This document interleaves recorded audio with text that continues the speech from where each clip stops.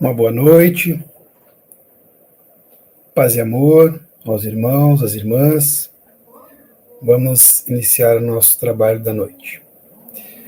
Então, agradecendo a oportunidade do trabalho, de estarmos juntos, agradecendo pela doutrina espírita, que nos consola, ilumina, esclarece e orienta, envolvendo os nossos irmãos em humanidade, do plano físico, do plano espiritual, e pedindo as boas inspirações para a tarefa da noite. Muito obrigado, que assim seja. Então, o nosso trabalho tem por objetivo refletir sobre o capítulo 12, Amai os vossos inimigos, contido no Evangelho segundo o Espiritismo. Esse capítulo está estruturado nos seguintes tópicos: retribuir o mal com o bem, no itens 1 a 4, os inimigos desencarnados, itens 5 e 6, se alguém vos bater na face direita, apresentai-lhe também a outra, itens 7 e 8, instruções dos espíritos, a vingança, o item 9, o ódio, o item 10, e o duelo, itens 11 a 16. Então nós vamos comentar alguns aspectos deste capítulo. No item 1, retribuir o mal com o bem, Kardec introduz com a passagem evangélica contida em Mateus, capítulo 5, versículos 43 a 47, em que Jesus diz, né? Amareis o vosso próximo e odiareis os vossos inimigos.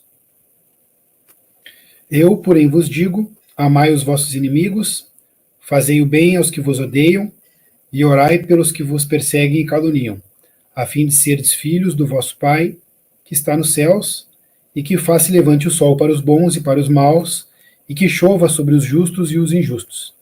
Porque se só amardes os que vos amam, qual será a vossa recompensa? Não procedem assim também os publicanos? Se apenas os vossos irmãos saudardes, que é o que com isso fazeis mais do que os outros, não fazem outro tanto os pagãos? Então esse ensinamento foi proferido no Sermão da Montanha, faz parte do Sermão da Montanha, e na época o povo judeu tinha por lei, por regra, né, a lei de Talião, o olho por olho, dente por dente.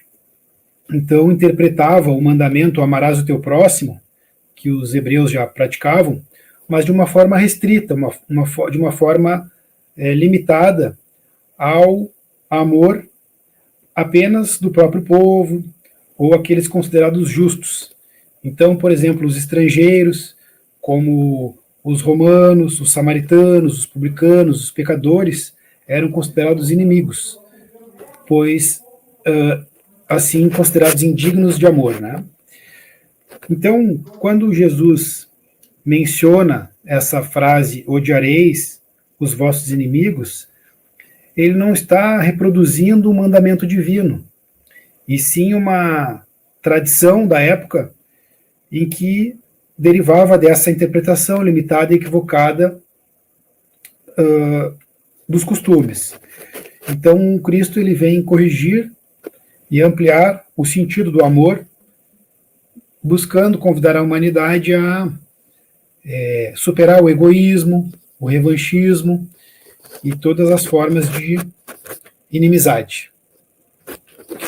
Então Kardec vai analisar essa passagem evangélica, nos explicando, né, nos apresentando as interpretações da doutrina espírita.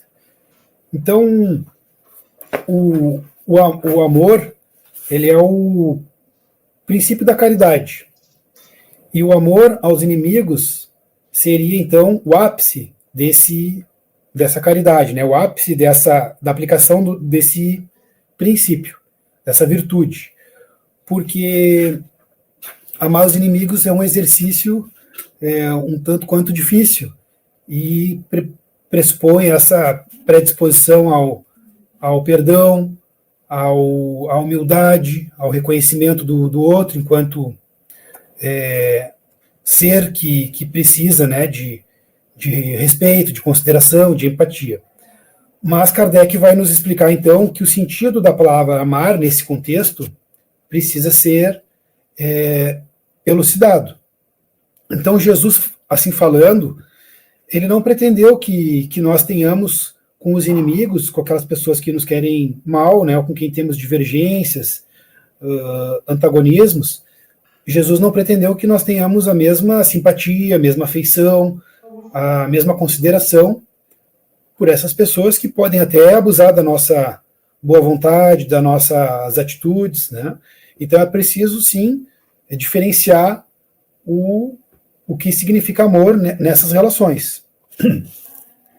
Então, Kardec vai explicar que existe até uma questão física, né, que a presença de um inimigo nos faz bater o coração, nos faz palpitar o coração de uma forma diferente da presença de um amigo.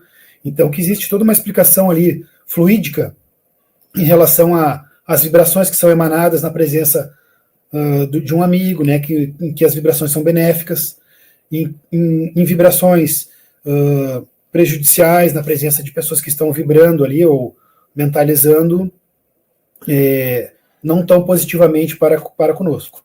Então, existe essa diferenciação que a gente precisa entender, né, mas que a gente precisa entender que existe sim uma maneira de amar essas pessoas, e Kardec vai nos apresentar a receita aqui nesse capítulo, né? Ele vai nos prescrever e diz assim: amar os inimigos é não lhes guardar ódio, nem rancor, nem desejos de vingança, é perdoar-lhes sem pensamento oculto e sem condições o mal que nos causem, é não opor nenhum obstáculo à reconciliação com eles, é desejar-lhes o bem e não o mal, é experimentar júbilo em vez de pesar, com o bem que lhes advenha, é socorrê-los apresentando-se ocasião, é abster-se, quer por palavras, quer por atos, de tudo o que os possa prejudicar, é finalmente retribuir-lhes sempre o mal com o bem, sem a intenção de os humilhar. Quem assim procede, preenche as condições do mandamento, amai os vossos inimigos. Então, se nós formos analisar essa receita, né, prescrita aqui por Kardec, ela não é tão difícil de aplicarmos. É só a gente observar que é aplicar o ensinamento cristão, né, aplicar o preceito do Cristo de amarmos o próximo. Então, não fazer aos outros aquilo que não gostaríamos que os outros não nos fizessem. Então, nós não gostaríamos de sermos odiados, de sermos objeto de vingança, de mau procedimento, não é? Então, basta a gente tentar aplicar esse preceito que, de alguma forma ou de outra, a gente já não está prejudicando, né, aos nossos inimigos. Na questão 887 do Livro dos Espíritos, Kardec pergunta: Jesus também disse, amai mesmo os vossos inimigos. Ora, o amor aos inimigos não será contrário às nossas tendências naturais e a inimizade não provirá de uma falta de simpatia entre os espíritos? Ao que os espíritos da codificação respondem, certo. Ninguém pode votar aos seus inimigos um amor terno e apaixonado. Não foi isso que Jesus entendeu de dizer. Amar os inimigos é perdoar-lhes e lhes retribuir o mal com o bem. O que assim procede se torna superior aos seus inimigos, ao passo que abaixo deles se coloca e se procura tomar vingança. Então nos explica, né, que além de não perdoarmos, se nós procurarmos nos vingar, estaremos nos colocando abaixo do nosso oponente. Porque a falta de perdão, a ausência de indulgência e a vingança são duas atitudes contrárias às leis divinas. Então, Kardec segue, né, nos explicando que amar os inimigos para o incrédulo pode ser um contrassenso, porque o materialista, aqueles que só aceitam, né, a vida presente, a vida na matéria, podem ter com o inimigo um desafeto e um objeto ali, alvo da necessidade da eliminação física para evitar as incomodações, os prejuízos, né? Então, um raciocínio lógico seria se livrar daquela pessoa, se livrar daquele oponente, mas para nós espíritas e espiritualistas em geral, que acreditamos, né, nas sucessivas existências, isso não é verdade, porque além de sabermos que as vidas continuam, né, que a existência atual ela é apenas um ponto na existência, nas múltiplas existências, né, na vida, nós temos todo um passado, temos também um futuro para considerar. E muitas vezes esses nossos desafetos eles podem ter sido causa, inclusive, das nossas atitudes, né, no passado que atualmente nós não recordamos. Nós podemos estar, né, podemos não, nós estamos, de certa forma, envolvidos espiritualmente com essas ligações do passado. Então, mais um motivo para exercitarmos o perdão, mais um motivo para termos indulgência, para tentarmos nos reconciliar com as pessoas, né, que hoje são motivos de problemas, por assim dizer. E também, se nós não conseguirmos na primeira existência acertar as contas, é importante esse plantio para que no futuro venhamos a ter uma condição melhor na relação com esses sujeitos. Kardec também vai comentar sobre os inimigos desencarnados. Sabemos também que não são só desafetos encarnados que nós possuímos. Possuímos também espíritos, né, que não enxergamos com a visão física, mas sabemos que estão em nossa companhia, nas nossas relações. Então também temos que levar em conta desafetos desencarnados. Então, tanto os que estão desencarnados atualmente, quanto aqueles que possam vir a ser causa de desencarne em função de vingança ou de alguma atitude nossa, né? Porque isso vai alimentar esse processo de relações deletérias que a gente precisa cortar com a tesoura do perdão. Então, o espírita ele tem mais um motivo para ser indulgente, que é esse processo, né, que continua com o desencarne, e se nós não resolvermos, ele vai prosseguir e nós vamos ter dificuldades de reajustar. Então, essas são as causas das obsessões, das perturbações espirituais, das subjugações. Por isso, então, é importante se reconciliar enquanto estivermos a caminho, como disse o Cristo, né? Também compreendermos que a maldade, ela não é um estado permanente dos homens, que assim como as crianças vão aprendendo com o passar do tempo, vão corrigindo seus defeitos, os adultos, né, o homem mau, um dia também vai reconhecer o seu erro e vai se tornar bom. Nós não sabemos quando, mas temos que ter essa compreensão de que a maldade, a imperfeição, ela é temporária. No tópico 9, que é uma instrução do espírito Júlio Olivier, que Kardec inseriu nesse capítulo, ele vai tratar sobre a vingança. A vingança, diz assim, é um dos últimos remanescentes dos costumes bárbaros que tendem a desaparecer dentre os homens. É como o duelo, um dos derradeiros vestígios dos hábitos selvagens, cujos guantes se debatia a humanidade no começo da era cristã. Razão porque a vingança constitui indício certo do estado de atraso dos homens, que a ela se dão, e dos espíritos que ainda as inspirem. Na sequência, vai chamar a atenção de nós espíritas que quem quer que se diga espírita não pode pensar em vingança, porque não somente não é espírita, como não é cristão. Então é um chamado, né, para que a gente se dê conta de que o nosso lema, né, fora da caridade não é salvação. Então a vingança é uma prática contrária à caridade. E assim devemos tentar pôr em prática, inclusive nesse quesito, né, não alimentar pensamentos, impulsos de vingança a quem quer que seja, no contexto que seja, na falta que for. Então, nos mínimos atos, inclusive, né, a gente às vezes fica alimentando aquilo, mas eu vou dar o troco, mas, né, pisou no meu calo, eu vou pisar também.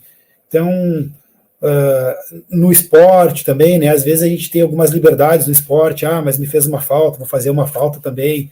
Então, esse tipo de atitude a gente deve evitar no contexto que for. Separamos aqui um caso contido no livro Os Mensageiros, psicografia de Chico Xavier, editado pelo espírito André Luiz. O capítulo 20 se chama Defesas contra o Mal. Então vamos apresentar uma síntese breve do que trata esse capítulo. Então, Os Mensageiros é o segundo livro da série A Vida no Mundo Espiritual, iniciada lá no nosso lar. Após um período de estudos e recuperação na colônia espiritual Nosso Lar, o André Luiz já estava mais lúcido, né? E ele estava desejando aprender e servir. Então, ele é encaminhado nesse capítulo aqui do livro, né, nessa fase da sua vida, ao departamento de comunicação, onde trabalha sob a orientação do espírito Aniceto. Então, André Luiz e outros espíritos, outros companheiros, eles vão desempenhando tarefas, né, missões de socorro, mais próximos à crosta da Terra, inclusive muitos encarnados, então com dificuldades espirituais. Nesse item, André e Vicente, que também fora médico na Terra como André Luiz, eles estão num posto de socorro denominado Campo da Paz, que tem por administrador Alfredo. Então, esse campo é um campo de socorro que se localiza próximo à crosta da Terra e tem por objetivo acolher, auxiliar espíritos recém-desencarnados. Então, eles estão relatando ali o que estão vendo, né, nesse posto e descrevem uma estrutura imponente, fortificada, cuja grandiosidade impressiona pela complexidade de defesas. Então, existem torres, baluartes, fossos, cisternas e armas. Então, parecido com um castelo. Mas, acima de tudo, existe uma bandeira trêmula de paz no alto da torre, simbolizando a harmonia e a concórdia. Alfredo, o administrador, explica que, embora a missão ali do posto seja de serviço e proteção do bem, ainda é necessário manter defesas contra ataques de espíritos que se dedicam ao mal, semelhantes aos perversos e ignorantes da Terra. Então ele vai explicando que essas entidades, né, que atacam ali o posto, eles conhecem as leis divinas, mas resistem à correção e cultivam a desordem, agindo por ambição, vaidade, desejo de dominação. Explica que as armas que possuem não visam exterminar, mas afastar os inimigos do bem, por meio do medo, simbolizando que a defesa é necessária, mas o objetivo principal é a proteção e o socorro, não a agressão. Alfredo reforça que a realidade espiritual, então, reflete em essência as mesmas quedas e desequilíbrios da Terra, e que a justiça divina sempre observa o uso de poder e a responsabilidade de cada espírito. Na realidade, é um retrato, né? A Terra é um retrato do que acontece no plano espiritual, mas um retrato imperfeito. Então, as condições são muito semelhantes. Então, o André Luiz, ele se interessa, ele vai pedir maiores explicações a respeito do uso das armas, em que ocasião as armas eram utilizadas. Então, essas armas, para os irmãos terem uma ideia, elas se assemelham aos canhões na Terra. Então, o Alfredo explica: não temos balas de aço, mas temos projéteis elétricos. Nossos projéteis, portanto, expulsam os inimigos do bem através de vibrações do medo, mas que poderiam causar a impressão da morte. Então a gente pensa assim, mas eles já estão desencarnados, né, já estão mortos, como é que eles vão morrer de novo? Então a sensação, a explicação é para nós termos uma analogia com a explicação da sensação da morte. E isso afugenta ali os espíritos inimigos do bem, vamos dizer assim. E porque essas vibrações elétricas, então, elas vão atuarem sobre os corpos densos, né, desses nossos irmãos, e eles têm essa impressão. Então, o Alfredo continua explicando que a morte física na Terra é igualmente pura impressão e ninguém desaparece. O fenômeno é apenas de invisibilidade ou, por vezes, de ausência. Então, ele explica, né, que a responsabilidade dos que matam, isso é outra coisa. Vai nos deixar essa brecha para toda uma explicação a respeito da responsabilidade dos que executam, né, o seu irmão ali, seu oponente, e que isso está na alçada da justiça divina. Mas ele explica que no plano espiritual, esses corpos densos, uma vez desfeitos ali através dessa eletricidade, né, eles podem ser recompostos através da matéria mental destinada à produção dele. Então, facilmente se plasmam novos corpos espirituais através do pensamento, né, quando se está no plano espiritual. Mas, para se obter o corpo físico, então a matéria, né, nosso corpo de carne, almas há que trabalham por vezes durante séculos. Então, a gente fica refletindo o quão delicado, o quão perigoso, extremo, é a eliminação através das guerras, através dos confrontos violentos, né, a eliminação física dos nossos irmãos encarnados. Por quê? Porque almas há que trabalham por vezes durante séculos, fazendo um planejamento, tentando que a pessoa venha, se melhore, né? Então, fica para nossa reflexão, né? Essa passagem nos mostra que mesmo nos planos superiores a defesa do bem e da harmonia é necessária, mas sempre guiada pela misericórdia, prudência e respeito à lei divina. Então, enquanto houver espíritos menos evoluídos, né, que seguem esses caminhos de desvio aprendizado, há necessidade de defesas. Separamos também a lição número 41 do livro Vinha de Luz, psicografia de Chico Xavier, por Emmanuel, que tem por título Credores Diferentes. Então, inicia também com a passagem de Mateus, em que Jesus diz: eu, porém, vos digo, amai os vossos inimigos. E aí Emmanuel explica: o problema do inimigo sempre merece estudos mais acurados. Certo, ninguém poderá aderir de pronto à completa união com o adversário do dia de hoje, como Jesus não pôde rir-se com os perseguidores no martírio do Calvário.